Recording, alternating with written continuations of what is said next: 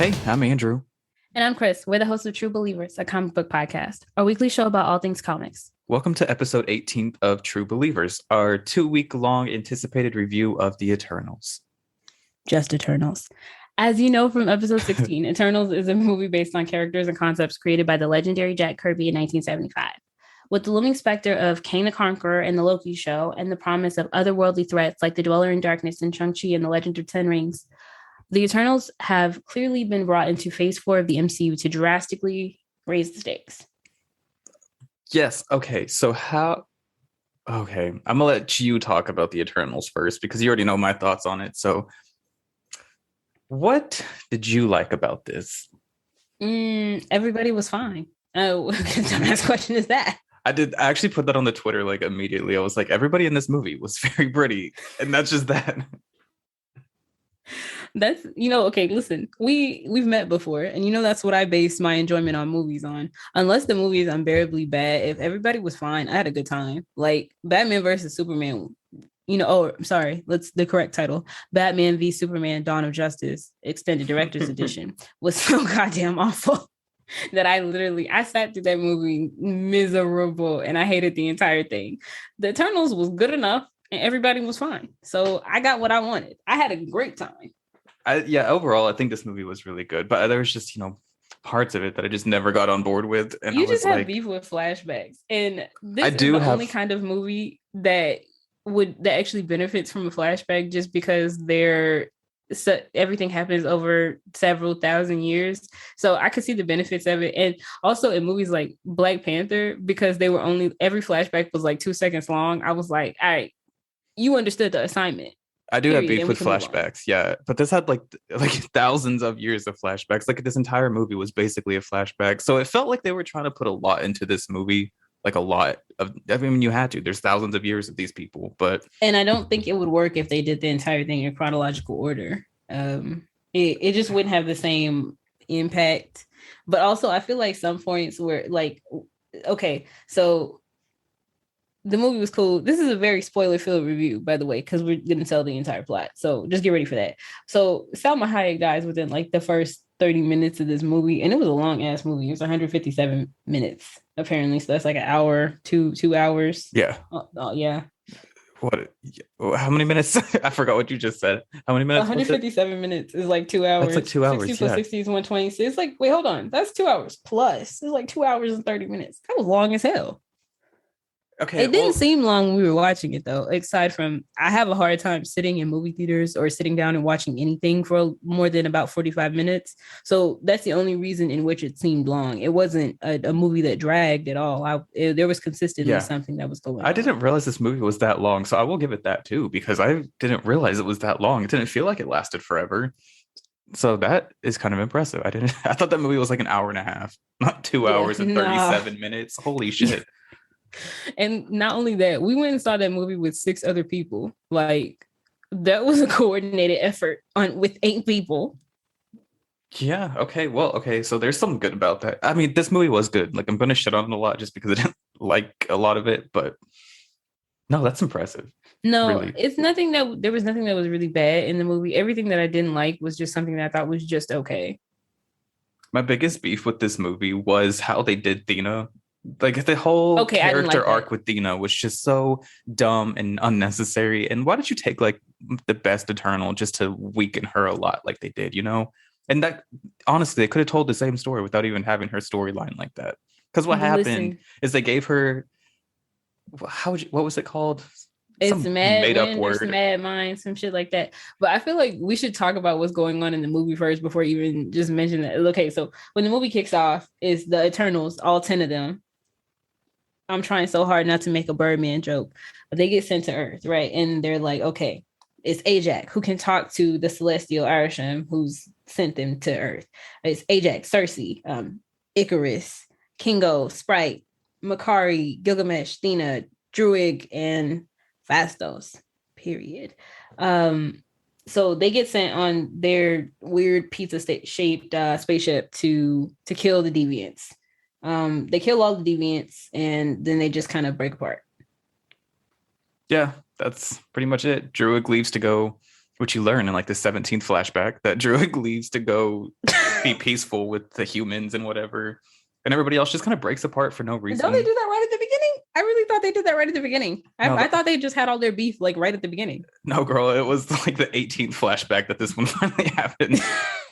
There was so many flashbacks because it starts off really with Circe. She's in the club with Dan Whitman. Remember with Sprite, who's pretending to be an adult? No, they don't start off in the club. They start off with her being late to teach the kids at the museum. Oh, that's right. Yeah, and then then she goes to the club. No, then does she go home with Sprite? Or they end up at home somehow. Then they go to the club. For Dan Whitman's birthday. There's an earthquake. Yeah. Yeah, the earth. Okay, see, here's another thing I didn't like about the movie was like how they did Circe's powers. Like I know they have to like crazy underpower these people just so that way they can have grounds in this universe of the MCU, you know? But the fact that they just made it so that way she can only change non-sentient forms, I was like, nah, Circe's better than that. Don't do her like that. She's better than that. Because, you know, when that earthquake happened, the thing fell off the wall and she just turned the thing into dust before it crushed a kid. My thing was, why didn't you fix that back, girly? Why didn't you put it back? Maybe she can't. I don't know. Maybe because once it turned to dust, it was like, I don't know. It was weird.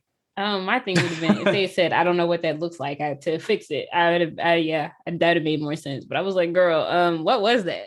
Because you can't just be turning shit into dust. First of all, this was like a museum, so this is definitely some kind of like ancient artifact. Yeah, like you can't just be doing that stuff.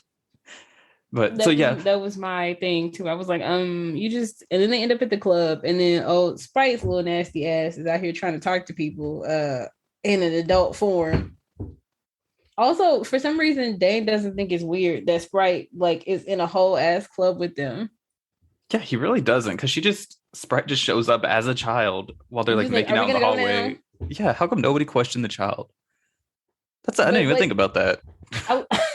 That's the thing I noticed the most out of the movie, because I was sitting there like, no. Sprite's a shapeshifter, so I know that she was pretending to be like full grown in the club, but still, Dane saw her as a child and didn't say anything. He's just like, yeah, no.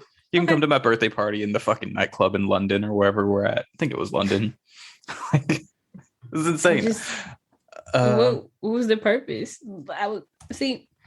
I'm just not being fair, because I was like, no.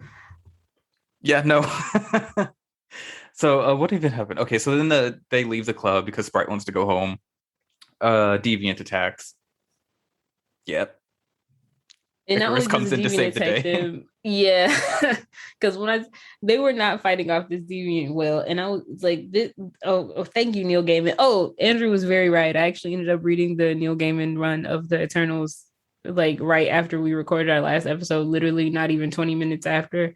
And this does kind of follow along with that, in that they all don't have the same powers. Like I think only Icarus can fly. And shoot laser beams out of his eyes. Kingo, they all have different powers. So I don't understand how they're effective as a team when only, Yeah, it didn't. Yeah, I don't want to shit on that too hard, because I know they had to do something in the MCU. Yeah, they can't all be the same person. But really, it was kind of like Kingo's power was to shoot bolts out of his finger guns. Like, where did that come from?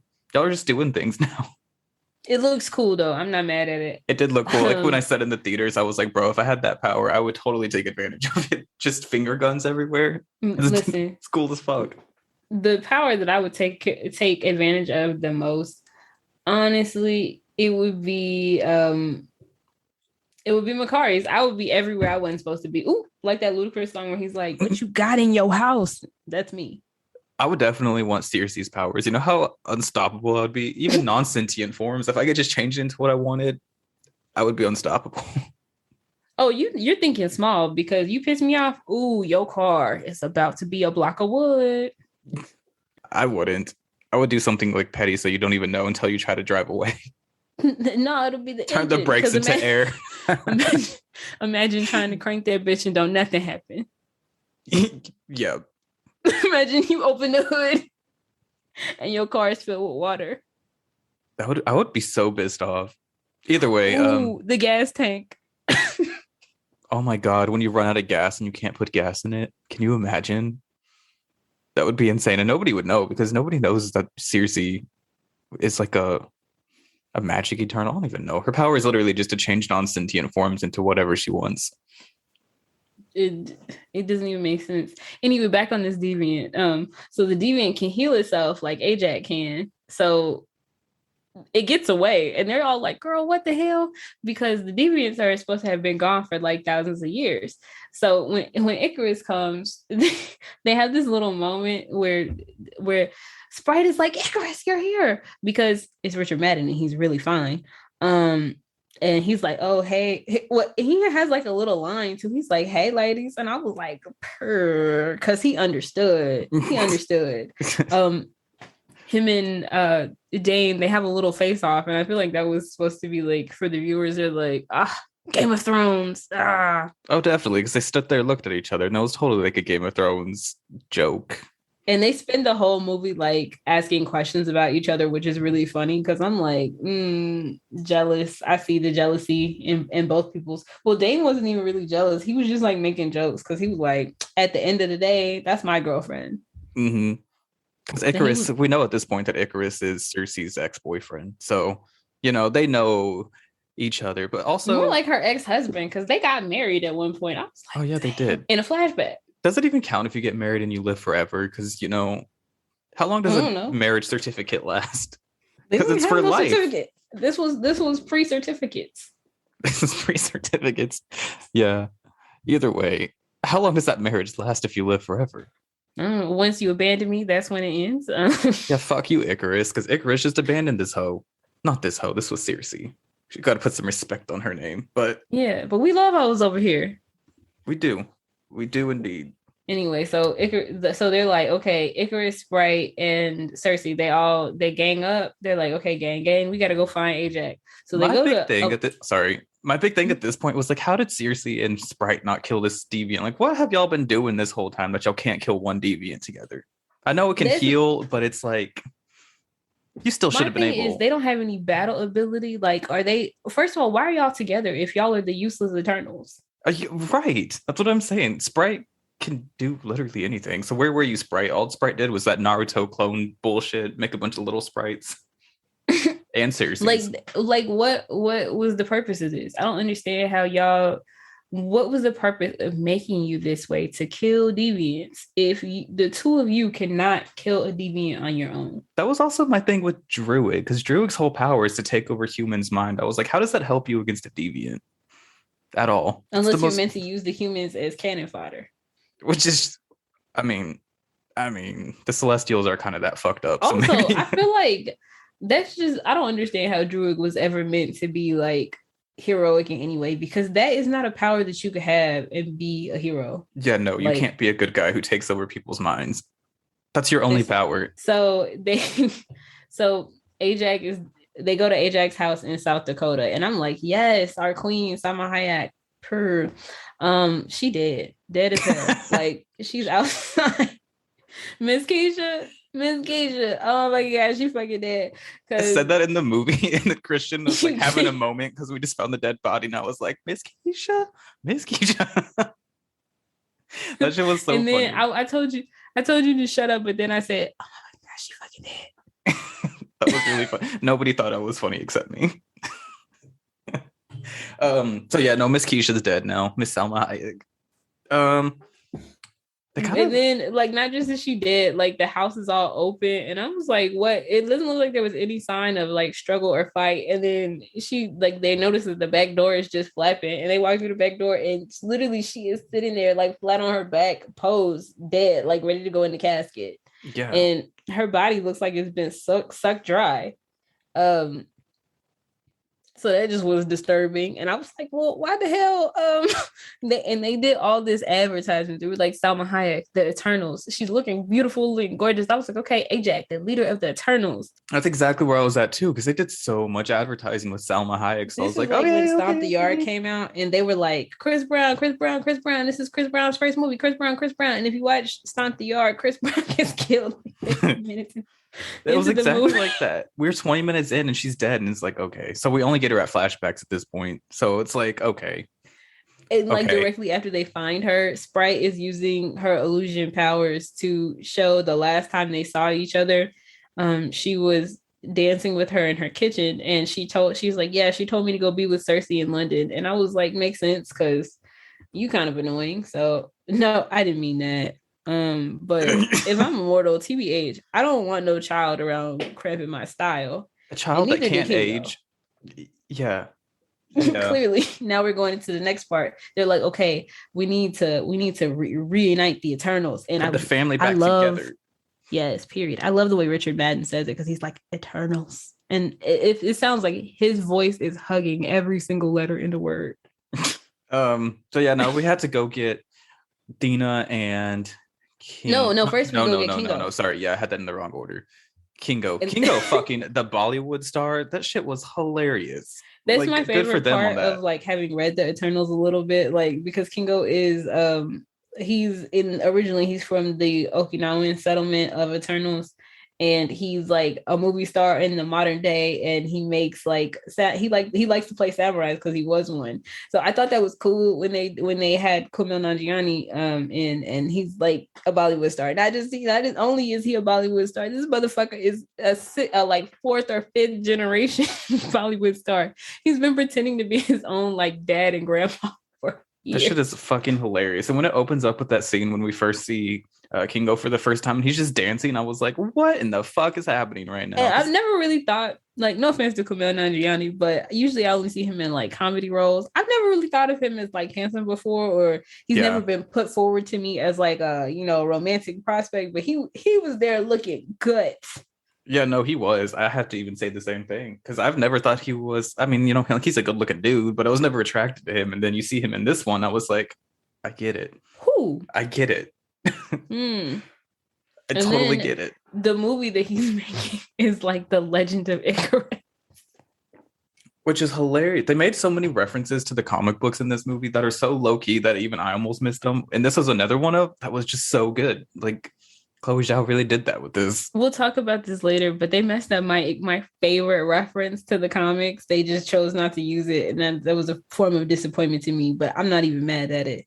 So not only do you meet Kingo, the Bollywood star, you meet his valet, Karan, I believe that's his name, who he sticks with him the whole movie to film a documentary for Kingo about the Eternals, because Kingo wants to be well, he is famous, but he wants it to be known. He's like, oh, people are gonna know that we're the Eternals again. Oh, period. I'm on the way.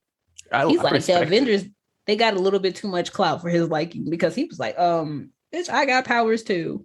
I like how quickly he was like ready to join the team too, because at first he was like, no, I can't, I'm filming a movie, but then they're like, Ajax is dead. The world is dead. All right, I'll join the team. I got it. Like, everyone else took a little bit more convincing, like Druig and Thena and everybody. They took a little bit more time, but he was like, nah, man, let's do this. Let's save the world, guys. So yeah, he joins the team. They have a little moment on the plane because they're flying to go see Thena and Gilgamesh. Yeah. Oh, okay. So at the beginning of the movie, while so the last of the deviants attacked during the Spanish invasion of the Aztec capital, and so they are not allowed to help at all because they're not supposed to interfere in human events, which was kind of fucked up. Like, I was just like, I wasn't feeling it. That doesn't make sense to me because of the plot twist at the end, which we'll get to. But it didn't make sense to me that they're not allowed to fight or like help humans or in any way. Like, it's like, what are y'all here for, other than killing deviants? No, actually, it made perfect sense to me once we determined what they were there for. But then we find out Thena is the baddest bitch in the Eternals, and she's got this condition called Mahd Wy'ry, which makes her turn on the other Eternals, like while she was fighting the deviants, and she's like literally starts to attack them. She's like, everybody's going to die, and then she's like pulls out her weapon, like the bad bitch that she is, and she's like bop, bop, bop, bop, and starts getting on everybody's ass. Gilgamesh calms her down, and they're like, okay, so we need to erase her memories. And then she's like, no, I won't be myself. And Gilgamesh like volunteers to be with her for like the rest of time to keep her calm. So now we're on our way to Australia on Kingo's freaking private jet. Yeah, it's ridiculous because why did we have to do Thena like this? They give her, because it's so, I did not like this at all because it didn't need to be in the movies. And it's like, why are you going to take the baddest bitch of all the group and then make her the weakest one just because of foreshadowing. Just a little mental illness. It was foreshadowing is all they were trying to do, and it was like the dumbest foreshadowing. It didn't make sense, and also that's like trying to say bad bitches can't just be mentally ill. Yeah, exactly, and because it causes more problems later on, so it's like could have left this out. It just caused more problems. It didn't need to be in the story. Don't take Angelina Jolie like this. Don't do her. They couldn't just be together because they was in love or something. Because Gilgamesh and Thena had some of the best chemistry in the movie, and I was like, oh, period, they are in love. Yeah, it was kind of weird, honestly, because he was her caretaker, basically. And it was like, why are you so sexual with each other? That's your caretaker, Yeah, it's your sister also. Anyway, so they're in Australia, and the deviant is dead as hell, because Thena and Gilgamesh get things done. See, my issue with the Eternals was, why the hell are Sprite, Ajax, and Cersei, why were they as like the weakest people? Why were they by themselves? That didn't make sense. Yeah, no, it really didn't make sense. They didn't have no skills. Yeah, I don't know how to, because half of these people aren't able to kill an Eternal with their powers, like a deviant. A deviant. Yeah, it just doesn't make sense. Like, it makes sense when they all have the same powers, and some of them are just better at them than other people. Like, that's when it really makes sense. But in this case, it doesn't, because Gilgamesh and Theta, they got a deviant dead on the ground. Yeah, Gilgamesh is literally the strongest, so he could kill an Eternal. Thena can obviously kill an Eternal because she's just a warrior. A deviant. Oh my god, I'm sorry. Why do I keep saying that? Yeah, they can kill a deviants, but Cersei can't until later on. But it's not like Thena it's not like she's like she can't do anything or whatever. She just gets plagued by attacks of this Mahd Wy'ry thing, but otherwise she's perfectly fine. But after this attack, she is sitting there just drawing pictures, and during her episodes, apparently she like just draws pictures, and there are all these destroyed planets, and like the artwork is like incredibly disturbing. And Cersei, when Ajax is dead, Cersei gets a sphere that Ajax was using to contact Arishem. It goes directly from Ajax's body into Cersei's, and after looking at all of the weird art and targeting Gilgamesh and getting like the world, it was like the best pep talk because it was so simple. He was like, just listen, He said, stop trying. If you stop trying, it might be easier because you're trying to push something that's not meant to be or some shit like that. And I was like, okay, or something that's not supposed to be hard. So Cersei is now the Prime Eternal, So she uses the sphere and establishes a connection to Arishem, who is disgustingly large. The Celestials aren't really that big in the comics. Like, if you read the Neil Gaiman run, it ends with one of them just in New York. Yeah, just in New York. But this Arishem is bigger than planets. Like, he's as big as probably the galaxy. I don't really know, but he's like disturbingly big, how big this guy is. So whenever we see him next to, what is her name, Cersei, it was crazy. And then they start talking, and then basically he tells them like, hey, what happens is us Eternal, or oh my god, I know who Celestials.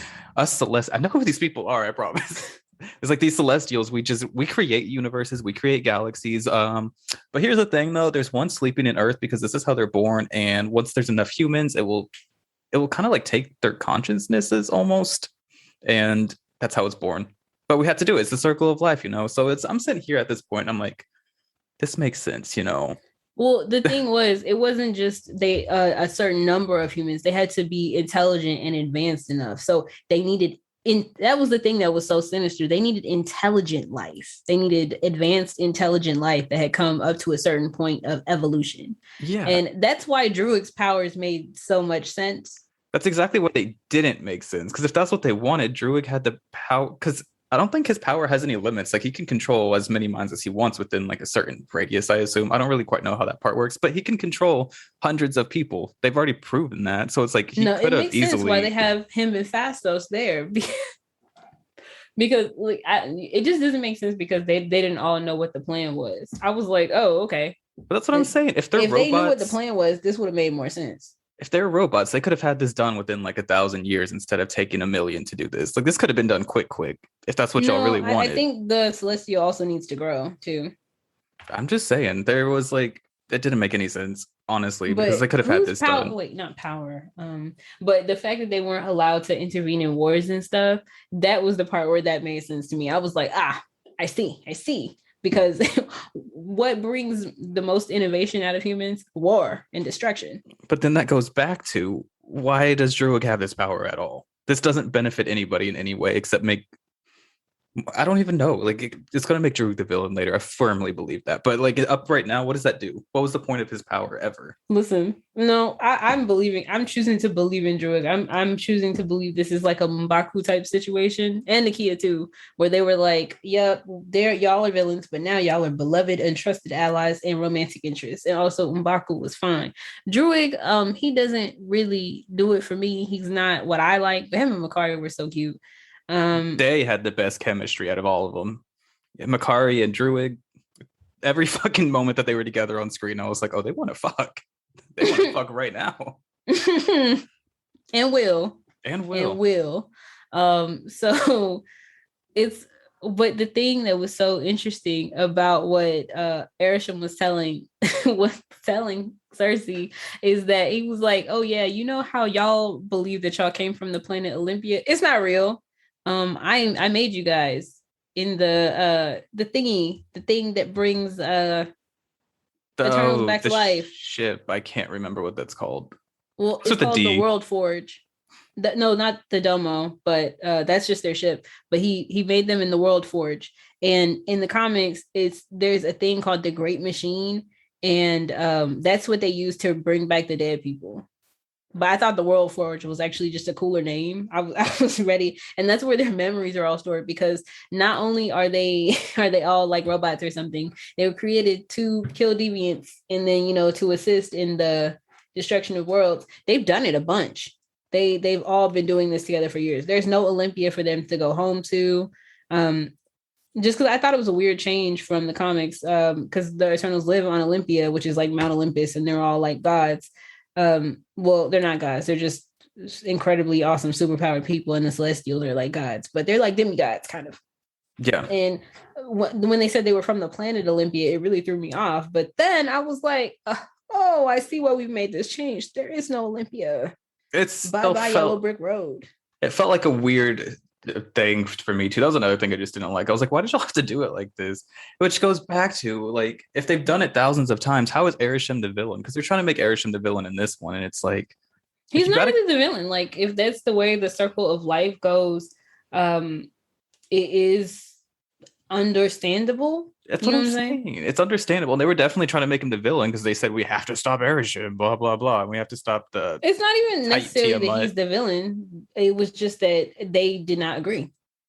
You can't say that he was wrong. I mean, you can, because, billions of humans would die, but there would be millions and millions of planets. Like, it would be probably a whole new galaxy born when Tiamat rose. So I was like, Exactly. So that's exactly why I was like, how is he the villain of this story when he's not doing anything wrong?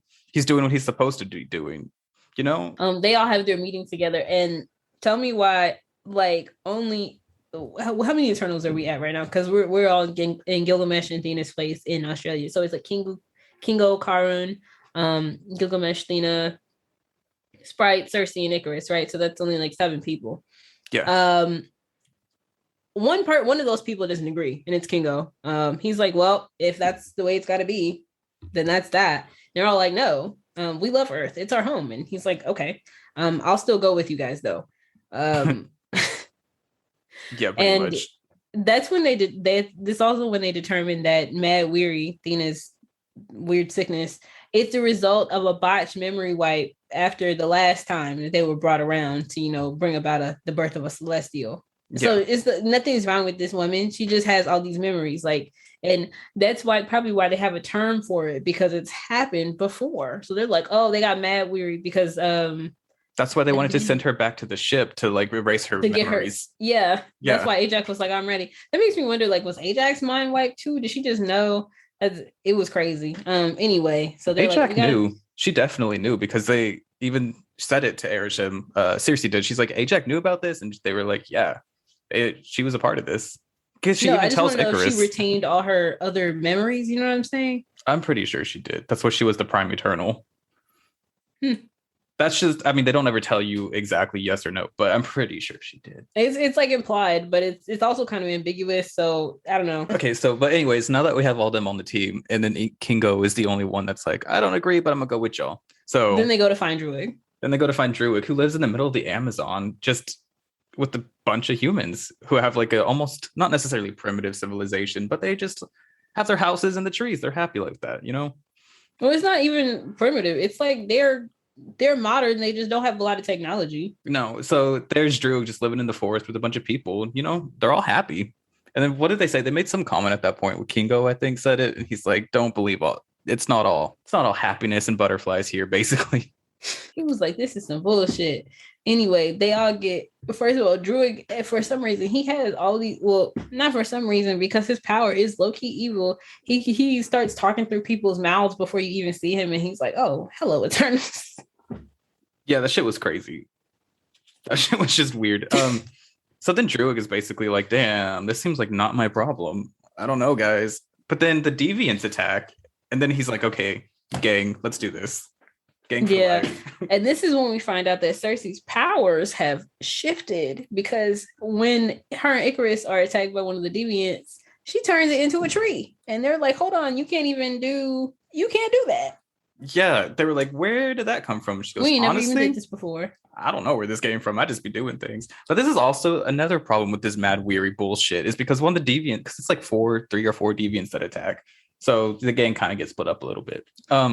Thena's stuck having like a mental breakdown behind a tree while a deviant is attacking Gilgamesh. And because she's having this breakdown, Gilgamesh dies, because she could have easily killed that thing and it would have been done. So why did we put this in the fucking story? You know what I mean? And then the deviant leader, who is Crow, like we determined that he eats Gilgamesh, kind of. He just absorbs his power, and then he gets more human looking and he can talk. And he's like, I have all of Gilgamesh's memories. I know now. He gives a whole like villain speech, and he like promises to kill the Eternals. But he's like, y'all exterminated my people. And I was like, bitch, that's what we're supposed to do. Like, y'all was doing y'all job, we did ours. Honestly, though, that part was kind of cool with Crow becoming more and more human. I was like, oh, I want to see where this goes, but it's like, I don't want more Eternals to die, you know? It didn't go nowhere. And also, I was sitting up like, why you having beef? Get some chicken instead. Like, we're trying to go fight the Celestial. You need to be on my side, ho. Honestly, get with the winning team. I was thinking about that too. I was like, y'all both want the same thing. Calm down, Crow the deviant. And then my thing was, somehow Gilgamesh says a few words to Thena, and then all of a sudden she's just not out of it anymore. It's like she never has another Mahd Wy'ry attack ever again. Somehow she's cured. And I was like, what? And then they cremate. They have the time in this movie to have a whole ass funeral, which I was glad for. A lot of movies don't let you take the time to mourn, but I was like, damn. So y'all just left Ajax in the field. I thought about that too. I was like, where is Ajax? Y'all just Gilgamesh. All right. But damn, that was some shit, wasn't it? Okay, first of all, they all know the world is ending within like 2 days, and they're like, let's just have a quick little funeral. Their flight patterns don't make sense. Like the order in which they went to go get everybody, because let's just spell this out right here. Okay. Icarus is the first Eternal to make contact with any other Eternal, right? So you see Icarus go to London to Cersei and Sprite, right? Cersei, Sprite, and Icarus, they go to South Dakota to get Ajax. Yeah. Ajax dead. So then they go to, where the hell was Kingo? Kingo, they go somewhere to Kingo where he's shooting a Bollywood movie. So I assume somewhere in Asia. Okay. They do that. Then they go to Gilgamesh and Thena in Australia. Yeah. Then they go to the Amazon somewhere to get Druig. Yeah. Exactly. And then where did they go next? Who was next? Fastos. They go to Chicago. Yeah. So they left the United States. You see where I'm going with this? How this don't make sense? Listen, I understand why they went for Ajax first, with her being the leader and all, but then what was the order of the rest of this? Like, you didn't need Kingo for the rest of this. You could have just went and rode on him to Chicago, Like, exactly. Well, I think their main plan was that they were going to try and delay the emergence of Tiamat, the newest Celestial. So that's why they went and got Druig. Like that. Druig made sense. Yeah, Druig's probably the only one that makes sense in this order of events. Actually, you know what? I feel like because we don't know how a proper emergence is supposed to go, with with Ajax as the prime Eternal, I feel like Druig's powers most likely have something to do with the emergence. You know what I'm saying? That's kind of where they were at too, because we didn't even say it, but at this point, their whole plan is to get Druig and like amplify Druig's power somehow, which is why we need Phastos. And then they just want to put the Eternal back to sleep until they can figure out what the fuck to do. And I was like, that's actually kind of a shitty plan. They want to get humanity to leave, which it's not a horrible plan, especially because it's a pretty terrible plan. It's not completely terrible. I'm saying let's put this god back to sleep and then figure it out. Knowing what we know, like with the extended Marvel Cinematic Universe, with like Guardians of the Galaxy and the ability, and like Loki, Thor, the ability to leave and go to other worlds, it does, like, it's a stupid plan, but it's not completely stupid. Like, I could see where they got it from, at least. It's not just like, I don't know, what movie has a really stupid plan? Avengers Age of Ultron.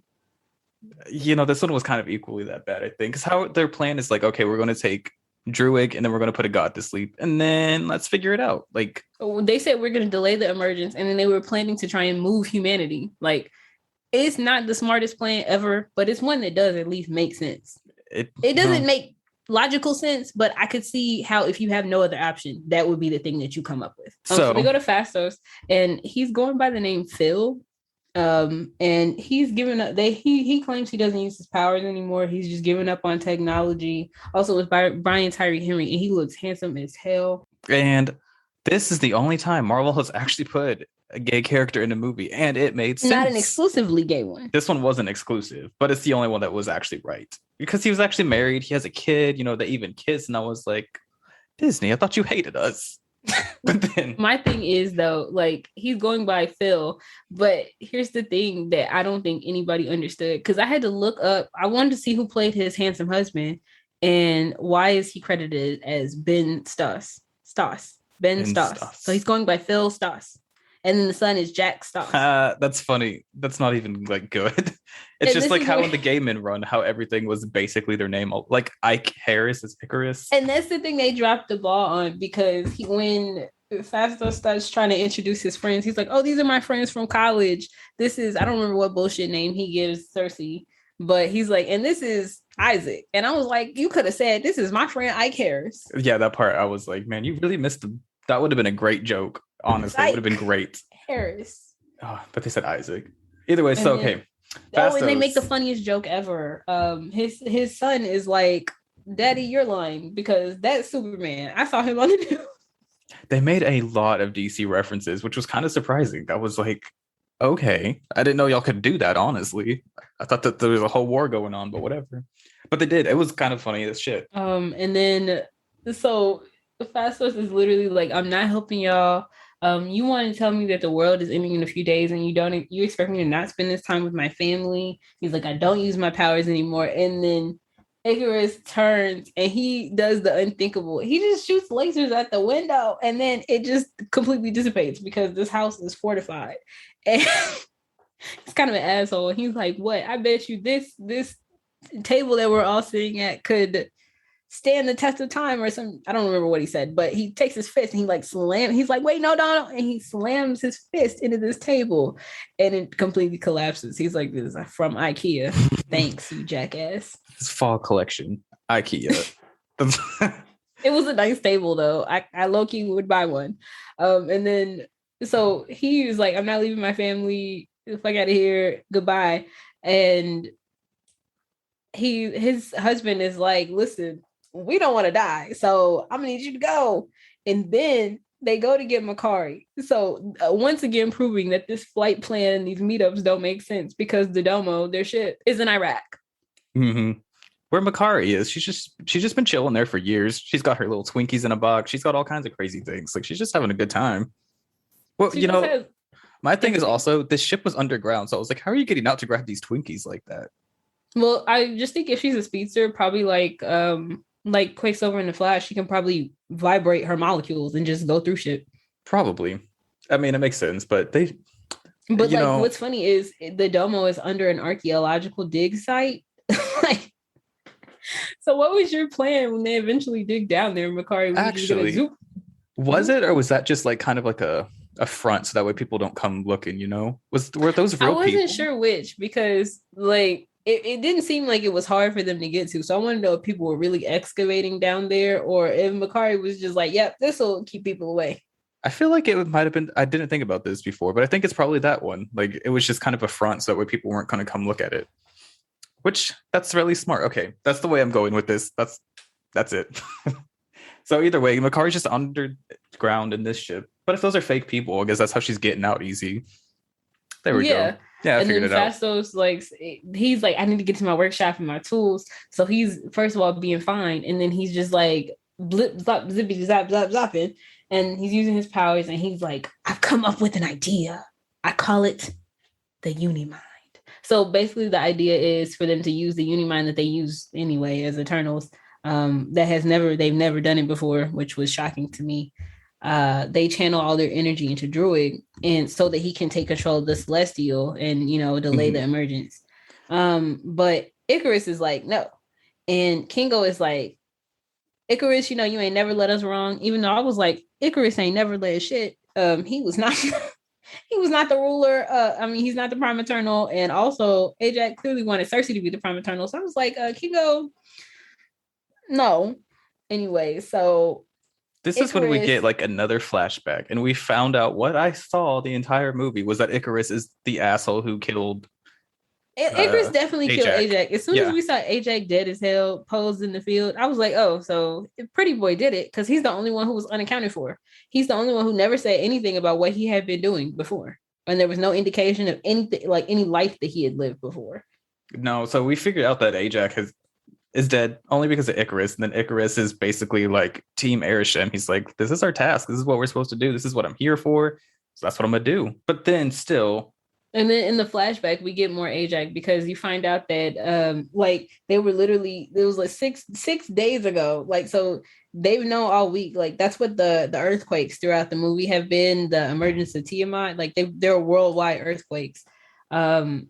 Ajax tells Icarus, like, for some reason the blip made the emergence happen faster, which is interesting.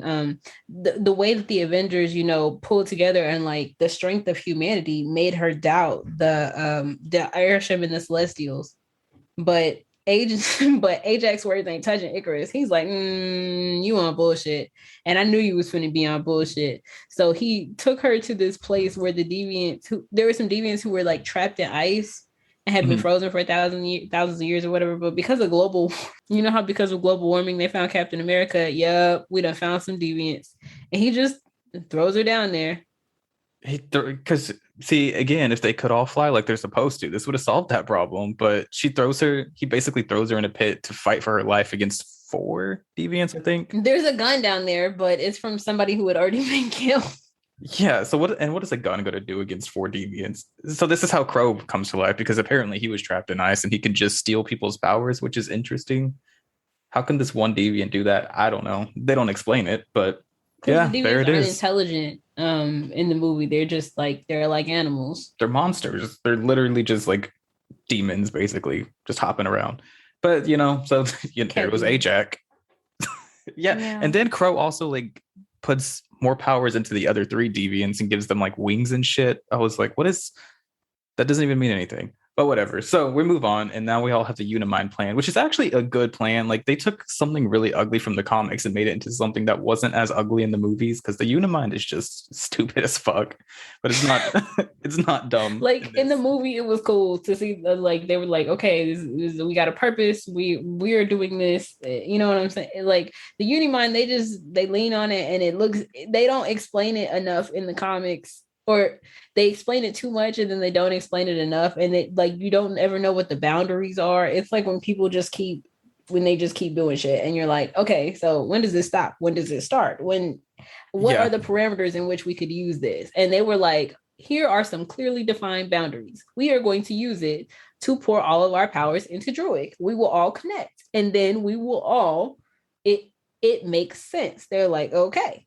Yeah, it works. And it looks really cool too. Like visually, this was really cool looking whenever they did the Unimind thing. And then they move on, you know. Icarus, it comes in, he's like, this isn't happening. I'm going to stop all y'all. Like, y'all can't beat me. And they're like, want to bet? And then Icarus flies away. Like, first of all, he says want to bet, and then Icarus starts beating the dog shit out of them because he flies away first to go to the epicenter of the convergence, basically, and then he just sits there and waits. And I was like, all right, at least you know what you're doing. And then when it's time, once they form the Unimind, or once they get a handle on what they're gonna do, Icarus comes back. Druig is like, bitch, I know you killed Ajax. I've been waiting on your ass to be the villain. Period. He tells them that Ajax told him years and years and years ago what was gonna happen, and he didn't tell anybody else. Icarus is like, this is the way things are supposed to go, so that's how it's gonna be. And he's literally like, and if y'all try and stop me, first of all, I've already killed one Eternal.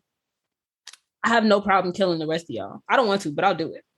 Yep. And then this fight scene though at the end was so good. Like I was stressed out the whole time. Wait. You can't leave this part out. So Sprite leaves with Icarus, and then Kingo is like, I don't want to help. I don't want to fight you guys, so I'm leaving. Then they all go to have this fight scene at the end, and it was so restful. Yeah, fuck Sprite, first of all. I know Sprite's a child, but fuck Sprite. But then also, I kind of respect Kingo. He was like, we're all friends and family here, so I'm not going to do anything. I'll see you at home. Kingo really said, I'll see you guys back on the ship after the emergence. Yeah, I was like, okay, I respect it. Like, it's a stupid decision, but I respect it. But then this fight scene happens, and it is so stressful. The entire fight, it's like a good 20 minutes or so. Like, this is a long fight, and it is so good. But long story short, Phastos pulls through for everybody, first of all, right? Because he beats the shit out of Icarus. And does. Like, it's not just Phastos, because Druig starts to facilitate the Unimind to delay the emergence or to stop the emergence. Icarus blasted the shit out of him. And then they're like, okay, Cersei, it's up to you. So then Makkari, Thena, and Phastos start showing what's up. They start showing how these powers can be used. And Makkari, of course, our beautiful Makkari, like paraphrasing something that Druig said, I don't get how all the other Eternals seem to miss this obvious tension between them, but because he's like, oh, my beautiful Makkari. And they're like, girl, when did this happen? 20,000 years ago, bitch. So whenever Icarus blasted Druig, and like he first of all like puts him layers deep into the earth, I was like, holy shit, like unnecessary, but all right. First of all, he looked fine as hell. But and then Makkari beats the dog shit. She's not Icarus. Having it. This is the best example of super speed that I have seen in a long time, especially in live action, because when I tell you she is attacking from different angles, she's coming in at different speeds. Like, she literally cannot be touched. Every time he tries to get a bead on where she's gonna be, she recovers so quickly and is like, pop, pop, pop, I'm on your ass. It's what they tried to do in Batman versus Superman with the Flash. This is what they thought they were doing. Was the Flash in Batman v? You mean Justice League, don't you? Was it Justice League? Whichever one, where the fucking Flash just fell apart and didn't work. Oh, you mean right before he fell on top of Wonder Woman's breast and we were all uncomfortable? Yeah, that one. So either way, this is what they thought they were doing with the Flash in the DC universe. Makkari is like top tier, what you should be doing. Makkari ate that. And she did. Yeah, so I mean, long story short, this fight lasts a long time. It's very, very well put together. Like, very well. This is such a good fight scene. Obviously, Icarus loses. Athena ends up in a whole side fight with Crow the Deviant, but she ends up wearing that ass out. Not mad at it. And would. Yeah. And then since Cersei is the only person besides Druig who could even possibly stop the emergence, I'm sorry. Tell me why Sprite's little childish ass decides that she's gonna transform into Ajax and try and manipulate her to distract her. That shit pissed me off. That made me so mad. Oh my god. Fuck Sprite. See, I don't care if you're fucking 12. She stabbed her. It came out of nowhere. She was just like, ugh. And I was like, damn. And then because Sprite is like a child, it's not just like in the comics where Sprite wanted to fuck Cersei and was like, she's had sex with every male Eternal but me. She wants to be her. And she's like, you get to live a life among them, and I'm a kid, and we used to be happy. And then she's like, I can't wait for us to get to the next planet. I'm done here. And I was like, and she's literally giving a villain speech. I was like, purr, kid, because Icarus didn't quite hit it. It was just everything that he said was too sexy. So I was kind of mesmerized. I was like, bad you. But as she's literally, this little girl is giving a performance. Tell me why Druig then came out of nowhere and slapped the shit out of her with a rock. Yeah. Hit her with a rock in the back of the head. So then fucking Icarus is like tied up literally because of Phastos' powers, which were kind of, I don't even know. His powers is technology. So he made this really cool technology that was shooting rings and shit, which he was kind of trapped Icarus. He was. So Icarus is now stuck underneath all these rings. He can't move. He's losing. And the coolest shit happens at this point, which is when they perform another Unimind, and it's Celestial. Oh, well, Icarus does he does break through somehow, but when Cersei forms that Unimind, yes, with the Celestial involved, so with now another flash drive, not flash drive, another flashback. Yeah, the power that she put forth was insane. So obviously they don't put the Celestial to sleep. Instead, she turns him into fucking stone. Like, who saw that coming? That First of all, insane. And not only is it stone, it's just poking out the ocean. His whole top of his head is poking out the ocean. It's in the clouds. This motherfucker is huge, big. So that was the coolest shit. And then Icarus, because I was wondering how this was gonna go if they succeeded, Well, obviously they had to succeed because it's a superhero movie, but Icarus is like, I'm sorry, and then goes into the fucking sun. I was like, bitch, what? Just flies away into the freaking sun. And I was like, oh, hold on, because he just killed himself. But I wasn't sure because you remember in, what is it, All-Star Superman, where Clark is dying the whole time, and then at the end he flies into the sun and he's regenerated. Yeah. So I wasn't sure if it was I just killed myself or I'm finna go be on the sun. I'm pretty sure I'm gonna come back. Yeah, I'm pretty sure that's exactly what it's going to be because, but Hyperion is also an Eternal, and Hyperion flies into the sun to get his powers back. So I was like, that's what's happening here. There's no other way. Yeah, it happens. And then, so that's exactly where I think they're going with that, because they're not going to kill him off. They killed off two other main characters. So I feel because of the World Forge and them introducing the concept, because what's his name? Arishem told Cersei that their memories got wiped after every emergence, and that they were stored in the World Forge or whatever, or stored wherever he is. I feel that's the machine that the Eternals got reborn out of, which if you follow our Instagram, I posted a picture of it, so you should have just been ready with that knowledge. I feel they're all going to come back to life, so I feel them dying doesn't even matter right now. I thought the same thing. So yeah, now that all this happened, the team kind of splits up. Half the team is going to go to space to find other Eternals to try to rectify the situation, but it's there's no situation to rectify. They're just doing what they're supposed to be. Gets turned into a human. Yeah, fuck Sprite. Let the bitch get old and die. Fuck Sprite. Shut up. So then, but they have to, because it's not the actual actress is going to be 12 forever. They had to do something with her, and that's what they do. Ironically, in the Neil Gaiman run, Sprite fucked all of them over and turned into a human, and is living his best life as a child star or whatever. Like I said, there was a lot of odes to the comic books, but they did it in subtle ways too. But this one wasn't so subtle. But there was a lot of actual subtle ones. But now that the team is all split up, who is it? It's Thena, Makkari, and Druig. They're out in space looking for other Eternals, trying to tell them the truth or whatever. Which again, what the fuck is Druig gonna do when he goes to an alien planet and control them aliens like his villain ass should? No, they need to leave him alone. Druig just needs to go back to Earth and his little Peru. No, because he should not be there manipulating people's minds. That's not right. It's not right anywhere you go into space. It's better to keep him in space. Wait, listen. No. It's gonna sound bad, but I'd rather sacrifice some aliens for the cause than my own people. See, so with the Celestials, so that's why I'm saying Arishem didn't do nothing wrong. He was just doing what he's supposed to be doing. Either did Tiamat, who was just trying to literally be born. Yeah. But you know what? That was kind of ambiguous too, because when Cersei said it was Tiamat joined in their Unimind, I was like, does that mean that? Because if you again read the Neil Gaiman, the Celestial, the sleeping Celestial that is not being born on Earth, it was already alive. I don't remember why he was in prison there or whatever, but he starts to wake up, and then he says, he's literally just poking out of that park in New York, that's in every movie, and he's like, I'm gonna judge humanity. I'll sleep and I'll wait here because humanity is kind of great. So I was like, does that mean that Tiamat empathized with what they were doing and decided to help them? I think it was more so he was literally just being born, like seconds after he was being born. It was like, oh, what's this? Like a curious mind, you know? So he accidentally joins with them. That's the way. I don't know. That part is very ambiguous. It was an accident. I feel like that was very deliberate because the next part of the movie, so they're all leaving. Athena, Makkari, Druig, they all leave.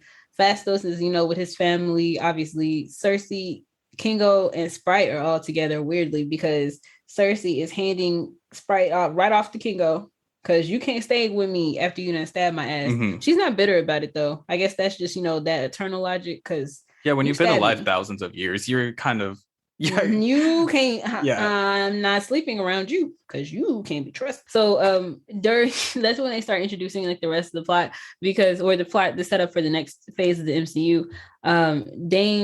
Cersei calls Dane in the middle of the movie and she's like, hey, you always said you wanted to make it right with your uncle. You might as well do that. And as we know, Dane's uncle is the original Black Knight, the bad guy. And at the end of the movie, when she's with him in the park, he's like, Cersei, there are things about my family. My family's complicated. And then Erisham kidnaps all the Eternals who are on Earth. He's like, oh, bet y'all thought y'all ass got away with it, but you didn't.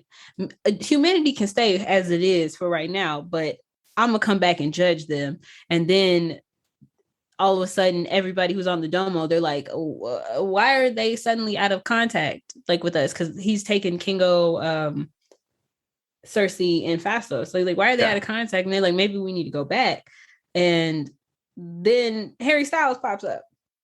Yeah, he pops up with Patton Oswalt, which is that was such a weird thing. But yeah, no, he pops up and he's basically like, I'm Thanos' brother.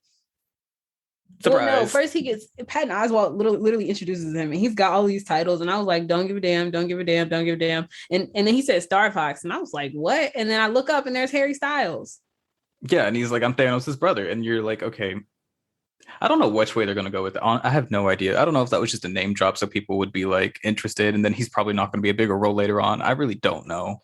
I don't know. I think it'll be at least interesting to see what they do because I have literally no clue what the fuck they're going to do with that. I don't know where they're going. I know they're definitely going to lean into the Black Knight storyline because in the next post-credit scene, they show Dane. He opens the case for an enchanted sword, which is obviously the ebony blade of the Black Knight. And then a voice tells him, are you sure you want to do that, Mr. Whitman, or something? And a lot of people think that it's Mahershala Ali making his first appearance in the MCU as Blade, which I'm excited for.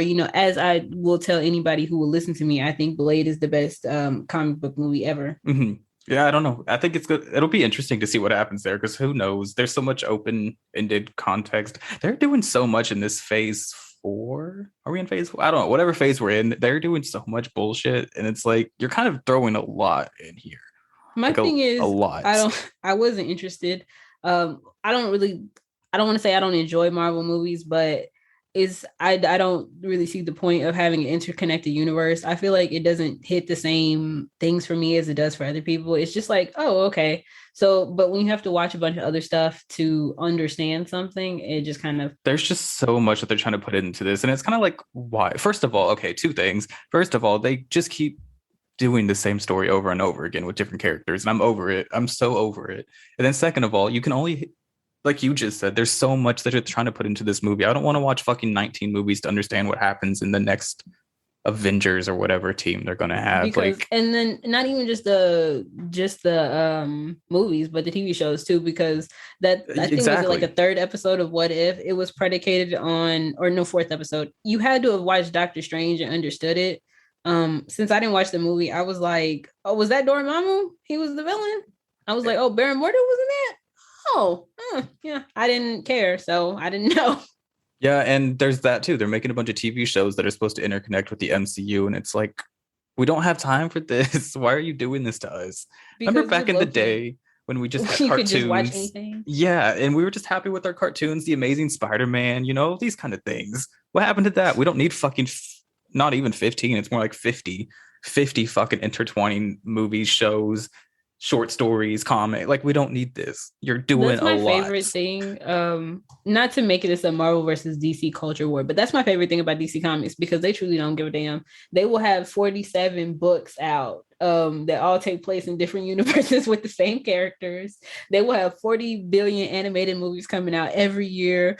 Every single one has a different voice cast. They don't keep the Superman consistent. They don't keep the Batman consistent. Lois Lane, none of that shit. They're the one thing I've seen them do in like they do use a bunch of the same actors, but like the only continuity I've seen in like years is that the guy who plays John Constantine in the animated is the John Constantine from Legends of Tomorrow. Yeah. But that's it. I love it. Messy. And that's kind of why we're going to switch to DC next week. Because we've done a lot of Marvel lately. Haven't you realized that? Like we've done a lot. Oh yeah. Even the comic book we read. But yeah, any final thoughts, I guess? Salma Hayek's titties cannot be stopped. That's my only real thought. Like it was a good enough movie. I had fun. But they all had on these like vacuum seal armor, and Salma Hayek and Richard Madden, they were serving body yada yada yada yada. They had so much titties in these costumes that do not shape your body right, but they still had body. I was like, how? It seems like it should be impossible, and it doesn't look like that they were fit to be appealing on anyone. Person. They look like they were made to look functional and to have a uniform kind of aesthetic, even though that they were all noticeably different. But they can't be stopped clearly because. That being said, though, they did have great costuming in the movie, even if it wasn't form-fitting like most. It wasn't sexualized, no, it was basically. It wasn't sexualized. But no, this movie was really, really good. Everyone should see it. It's not the best Marvel movie, but it also doesn't feel like a Marvel movie, which makes it better. So, you know. Yeah, I will say that this is probably the exemption to them constantly making the same movie over and over and over again. Because it's a very different movie. Like the way that it's formulated and the style and even the aesthetics are very different, because I could tell they probably shot on location a lot instead of like just using green screen in studio, which was cool. You also need to see this movie because we tried to put 2 hours and 37 minutes into 1 hour. So we obviously missed a lot just talking about it. So go see it. So everybody's fine. And that's all for this week's episode of True Believers. This week, we'd like to give a special shout out to Jordan from The Fandom Optimist. I was actually on his show 2 days ago, I think, where I gave actually my very first thoughts about Eternals before I even gave them to Christians. So go listen to that episode. He's a lot of fun. The show was a lot of fun. But we will see you next Wednesday on the 24th to talk about Batman: The Long Halloween. We are available on all major streaming platforms. And if you really like the show, please leave us a review and continue sharing with your friends. We really appreciate it. And as always, if you want to leave a suggestion on what we read or watch, you can find and DM us on social media, email us, leave a voicemail, or join our Discord. And we will see you next week. Bye. Bye.